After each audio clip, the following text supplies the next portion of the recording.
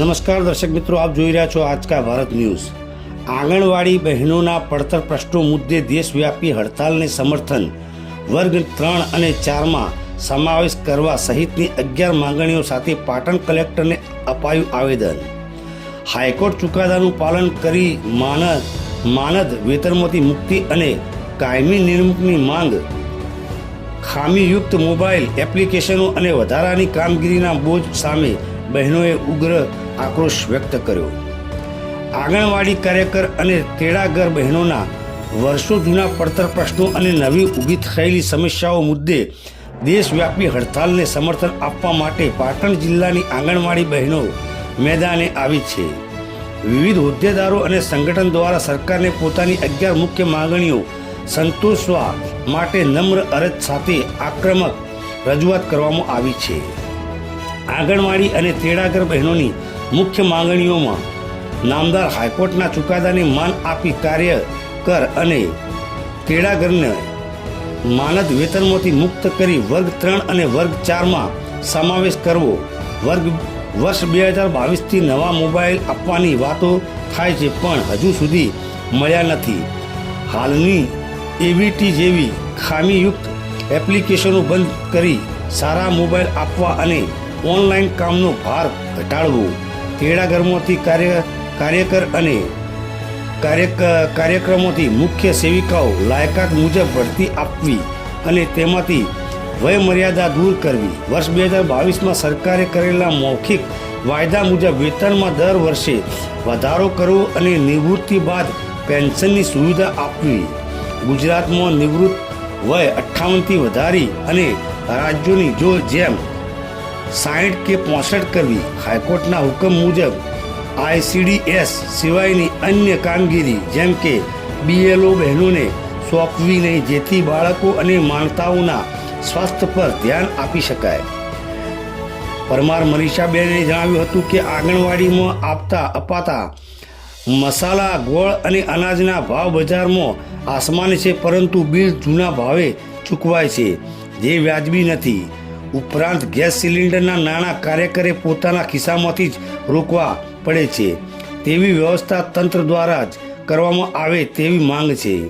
આ રજૂઆતમાં ઉપપ્રમુખ રેખાબેન જોશી, રીટાબેન ઠક્કર, મહામંત્રી મધુબેન રાવળ, સહમંત્રી ડિમ્પલબેન નાઈ સહિતના પદાધિકારીઓએ જણાવ્યું છે કે છેલ્લા 50 વર્ષથી આંગણવાડી બહેનોએ પોલિયો નાબૂદી અને સખી મંડળ જેવા કામોમાં પાયાની ભૂમિકા ભજવી છે, છતાં તેમને કોઈ વિશેષ લાભ મળ્યો નથી।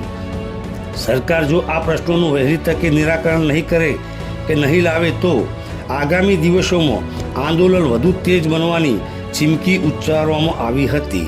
Reporter Iqbal Shah, Aajka Bharat news, Patan.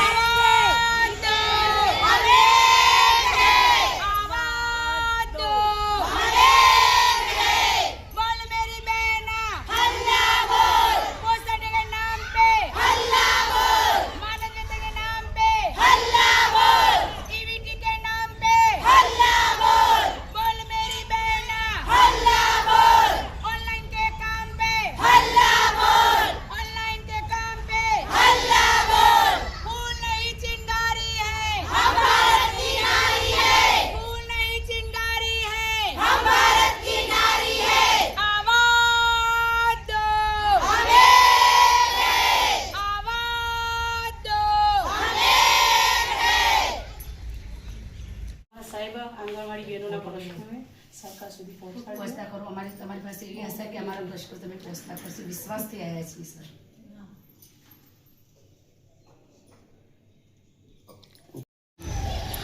मारू नाम परमार मनीषाबेन मगनभाई है। हूँ सेदराणा 4 आंगणवाड़ी कार्यकर बेन छूँ।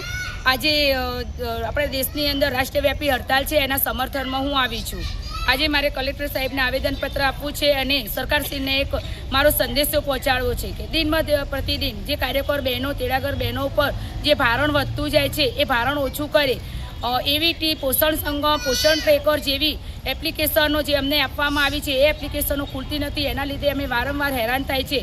सरकारश्री आज सुधी अमने मोबाइल आप्या नथी। अमे अमारा परिवारना सभ्योना कां तो अमे प्रश्न मोबाइलो लईने अमारा मोबाइलनो वपराश करीए छीए, જેથી કરીને અમારા ઘરના પણ પ્રશ્નોનું સોલ્યુશન થતું નથી અને અમારો સંસારમાં પણ બગાડ થાય છે. બીજું કે સરકારે અમને વાયદો કર્યો હતો કે 2022ની અંદર મૌખિક ચર્ચામાં એવું કહ્યું હતું કે અમે તમને વર્ષે પગાર વધારો કરી આપીશું, તો અમને પગાર વધારો કરી આપ્યો નથી આજ દિન સુધી.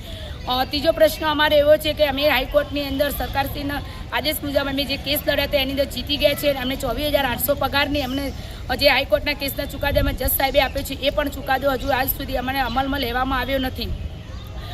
બીજા અમારા ઘણા એવા પ્રશ્નો છે કે જે સરકાર સુધી આજ દિવસ સુધી અમે વારંવાર હડતાલો પર ઉતર્યા છે, વારંવાર સરકારના અધિકારીઓ સુધી કાને સુધી પહોંચી તો સરકારશ્રી આ ખાડા કાન કરે છે. તો અમારે સરકારશ્રીને નમ્ર વિનંતી છે કે આંગણવાડી બહેનો જે તમારા શોષણ નીચે દબાઈ છે તે બહેનોને કાઢો. તો સરકાર એવું કહે છે કે બેટી બચાવો બેટી ભણાવો, તો આજે બેટીઓ ભણીને જે નોકરી કરે છે એમને બચાવો અને આંગણવાડીને જે ન્યાય થયો છે ન્યાય આપવા માટે નમ્ર વિનંતી.